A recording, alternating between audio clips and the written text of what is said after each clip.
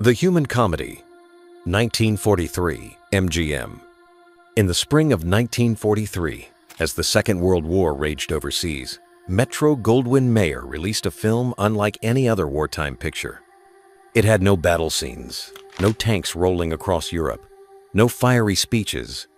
Instead, it turned its gaze inward to the heart of small-town America.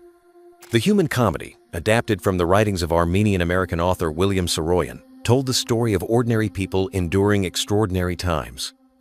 At its center was a boy, a family, and a community, learning to live with both hope and loss.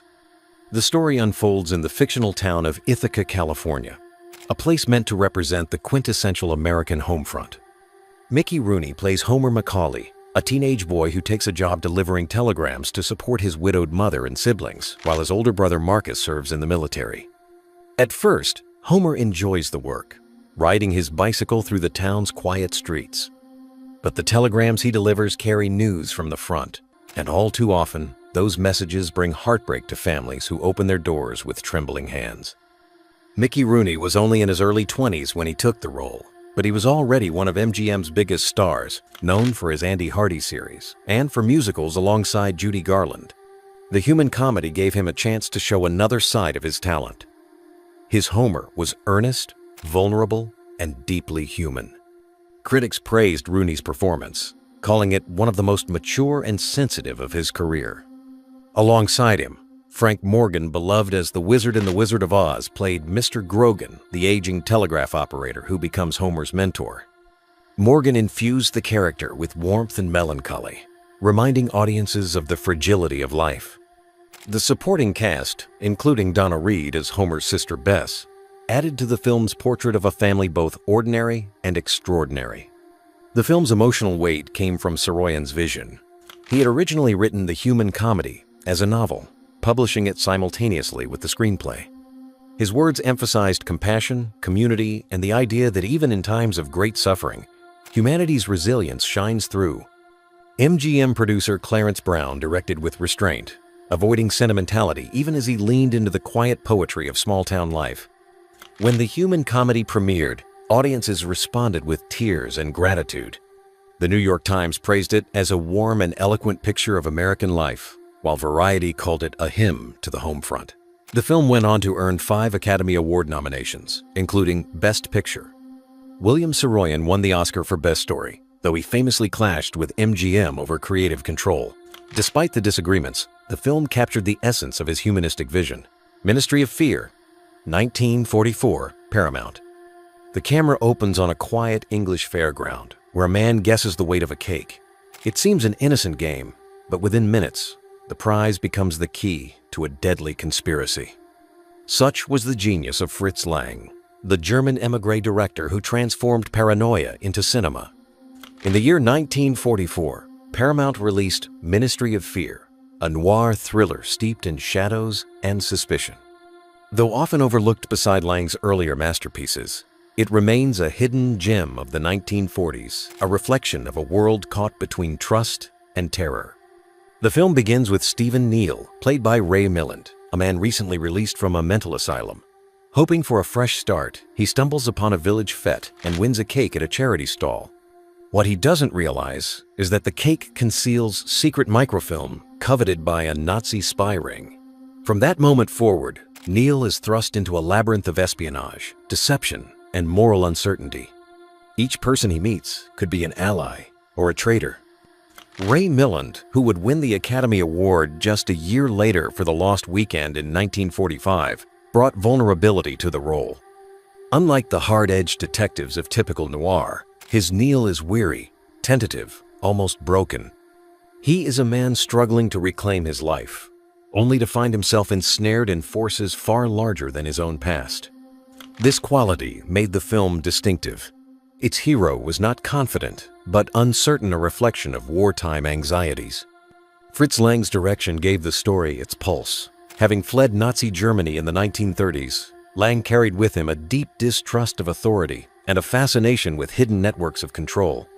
In Ministry of Fear, he turned ordinary settings, a train carriage, a boarding house, a darkened city street, into landscapes of dread. His use of stark lighting, tilted camera angles, and sudden violence echoed the style he had pioneered in German Expressionism years earlier with M in Metropolis. Hollywood critics noted that no one else could make a simple door or a ticking clock feel so ominous. The screenplay, adapted from Graham Greene's novel of the same name, softened some of the book's darker edges but retained its atmosphere of mistrust. Greene himself was ambivalent about the film, believing Lang's version emphasized style over psychology. Yet for audiences in 1944, that very style mirrored their own reality. Wartime London was a city of blackouts, bomb shelters, and whispered secrets. In the world of Ministry of Fear, nothing was certain, not even one's own identity. The supporting cast added layers of menace and intrigue. Marjorie Reynolds played Carla Hilf, the refugee who may or may not be trustworthy, while Dan Duryea appeared in a small but chilling role that foreshadowed his later reputation as one of noir's great villains. Together, they populated a world where kindness often masked betrayal. On its release, the film received strong reviews, though it never became a major box office hit. The Los Angeles Times praised it as a thriller of uncommon tension, while Variety noted that Lang's hand could be felt in every frame. Over time, however, it slipped beneath the shadow of other wartime thrillers, remembered mostly by dedicated fans of Lang's work. Leave Her to Heaven, 1945 20th Century Fox. In the golden glow of Technicolor, Jean Tierney steps from a train. Her beauty is radiant, almost angelic, as the New Mexico sun falls across her face. Yet behind her dazzling smile lies one of the darkest characters ever brought to the screen. Leave Her to Heaven, released in the year 1945 by 20th Century Fox, is often described as a Technicolor noir, a rare fusion of lush visuals and psychological cruelty. Though the film was a major hit upon release, its reputation today feels strangely muted, making it a hidden masterpiece of the decade. The story begins with novelist Richard Harland, played by Cornell Wilde, who meets Ellen Barrett, Tierney, on a train. Their romance is swift, passionate, and intoxicating. But as soon as they marry, Ellen's love turns into obsession. She cannot bear to share Richard's attention with anyone, not his family, not his friends, not even his young, disabled brother. Her jealousy grows into something terrifying, culminating in one of the most chilling sequences in 1940s cinema, a lakeside tragedy filmed in broad daylight under skies of pristine blue. Jean Tierney's performance anchors the film. Up to that point, she had often been cast as the quintessential screen beauty, admired for her poise and elegance. But here she revealed an entirely different range, portraying Ellen as both enchanting and monstrous. The critic James Agee, writing in The Nation, observed that Tierney's performance gave the character a beauty so perfect it becomes inhuman. That duality allure masking cruelty made Ellen Barrett one of Hollywood's most unforgettable creations. The film was directed by John M. Stahl, best known for his work in melodrama. With Leave Her to Heaven, he used Technicolor, not for warmth, but for irony. The landscapes are breathtaking, the costumes vivid, the homes immaculate. Yet within these picture-perfect frames lies betrayal, suffocation, and death. Most noirs of the era were bathed in shadows, their moral corruption reflected in dimly lit alleyways.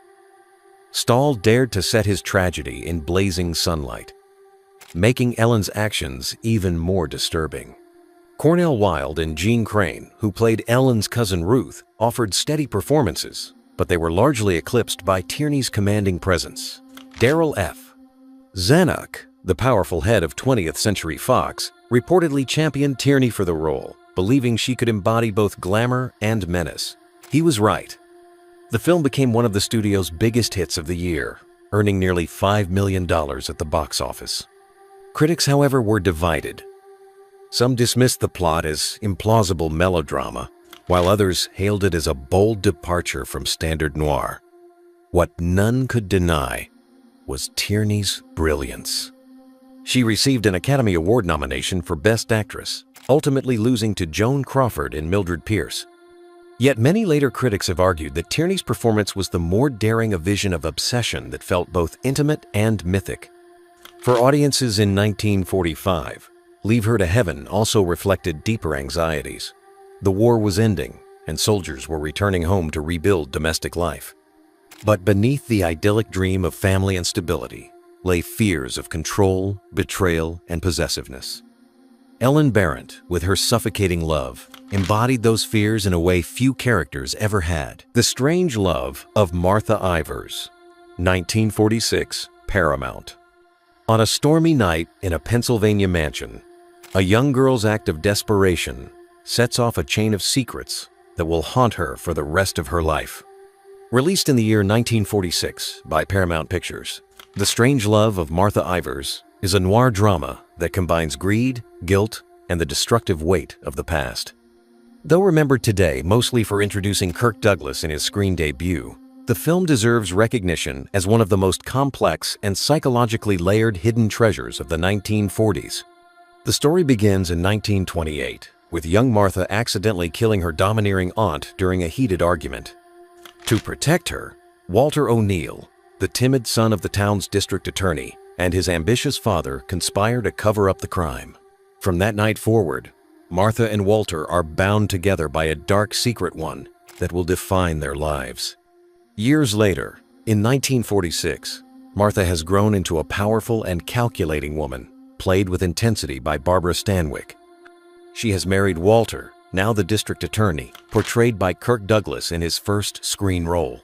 Their marriage, however, is built not on love but on mutual fear and manipulation, each holding the other hostage with knowledge of the past. Into this uneasy arrangement walks Sam Masterson, played by Van Heflin, Martha's childhood friend and first love, who returns to town by chance after years of wandering. His arrival stirs old emotions and threatens to unravel the careful facade Martha and Walter have constructed. Barbara Stanwyck was already a towering figure in Hollywood by the mid-40s, celebrated for her fierce independence and her ability to play strong, morally ambiguous women. In Martha Ivers, she delivered another masterclass in complexity. Martha is both victim and villain, a woman trapped by circumstance but willing to wield power ruthlessly to maintain control. Critics noted how Stanwyck infused the character with icy determination, yet also moments of heartbreaking vulnerability.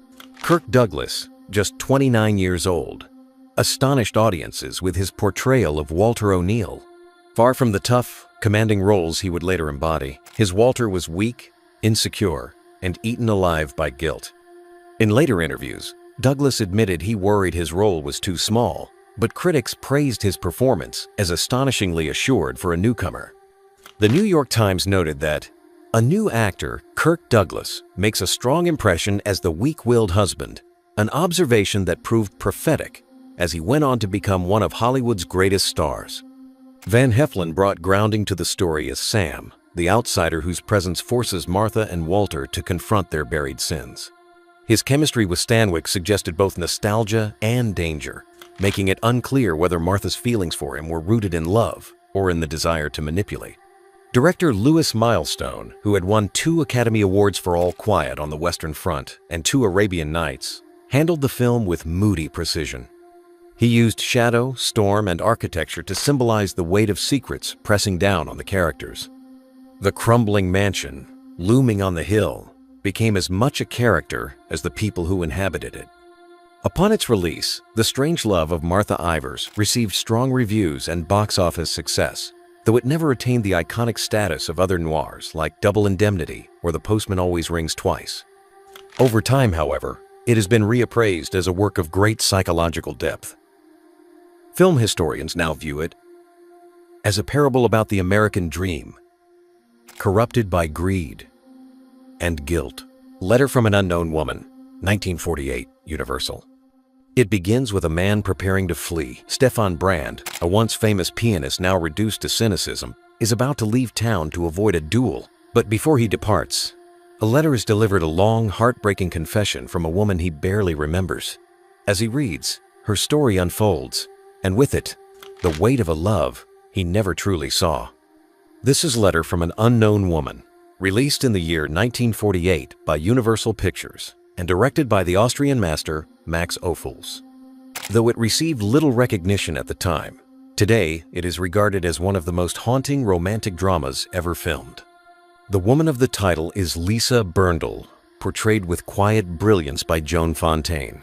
From the time she was a teenage girl, Lisa adored Stefan, played by the elegant French actor Louis Jourdan. She watches him from afar, sneaks into his concerts, and eventually shares a fleeting romance with him. But while Stefan moves on, forgetting her almost instantly, Lisa's devotion only deepens. Years later, when fate reunites them, she still loves him, though he still fails to truly see her. In her letter, written as she faces death, she recounts a lifetime of unrequited love, offering Stefan a mirror of the emptiness his careless life has created. Joan Fontaine, best known for her Academy Award-winning role in Alfred Hitchcock's Suspicion in 1941, brought extraordinary depth to Lisa. She conveyed not just romantic longing, but the dignity of a woman who knows her love may never be returned, yet gives it anyway. Critics have often called it her greatest performance. Louis Jourdan, in one of his first major Hollywood roles, embodied the charm and superficiality of Stefan with chilling precision. He was handsome, magnetic, and fatally self-absorbed, the perfect foil to Lisa's devotion. Max Ophüls, who had fled Nazi Germany and made films in France before coming to Hollywood, directed with his signature style, graceful camera movements, fluid tracking shots, and a sense of visual poetry. His camera glides through ballrooms, staircases, and carriages as if mimicking the flow of memory itself. For Ophüls, the film was deeply personal. Having experienced displacement and loss, he understood the pain of fleeting moments, of lives defined by what might have been. When it premiered in 1948, however, the film was a commercial disappointment. Audiences perhaps found it too somber, too unflinching in its portrayal of unfulfilled love. The studio barely promoted it, and critics at the time gave it only modest praise. Yet filmmakers and scholars later recognized its brilliance. In the 1950s and 60s, French critics of the Cahiers du Cinéma hailed it as a masterpiece, praising Ophüls' artistry and Fontaine's devastating performance. Today, it is considered one of the great romantic tragedies of cinema history. The emotional core of the film lies in its quiet revelations. Lisa never condemns Stefan, never begs for pity. Instead, she simply tells her story, a testament to love's endurance, even when it is unseen. By the time Stefan finishes reading her letter, his arrogance has crumbled. For the first time, he understands the depth of a love he squandered. The duel he once feared becomes meaningless, replaced by the knowledge that he has wasted a life's worth of devotion. Which of these hidden treasures surprised you the most? Share your thoughts in the comments below. We'd love to know which story stayed with you.